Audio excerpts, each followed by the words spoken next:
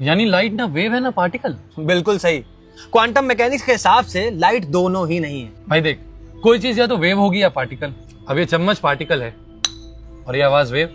अब कोई तीसरी चीज क्या होगी? मगर यार ये तो इसका बिहेवियर हुआ ना, कि कोई चीज किस तरह से बिहेव कर रही है, और उस बिहेवियर को हम अपनी समझ के लिए पार्टिकल या वेव कह रहे हैं। मतलब ये डुअल नेचर की थ्योरी बिहेवियर को समझाती है, एक्चुअल फॉर्म को नहीं। बिल्कुल सही।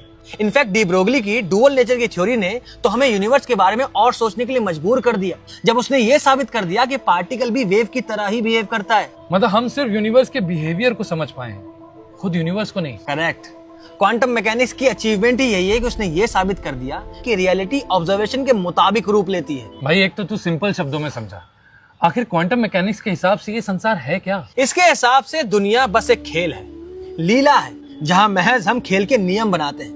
रियलिटी हर पॉसिबल आउटकम्स में एक साथ एग्जिस्ट करती है और किसी ऑब्जर्वर के बन कहने पर ये स्पेसिफिक रूप लेके बन जाती है। यानी जो हो चुका है, जो हो रहा है और जो होने वाला है, वो सब एक साथ एक वक्त पर एक ही जगह पर एग्जिस्ट करता है। और उन सारे पॉसिबल आउटकम्स को हम वेव फंक्शन कहते हैं, और ऑब्जर्वेशन पे वो वेव फंक्शन कोलैप्स करके एक स्पेसिफिक रियलिटी का फॉर्म ले लेता है, और उसके उस रूप को हम वेव या पार्टिकल कहते हैं। बिल्कुल सही।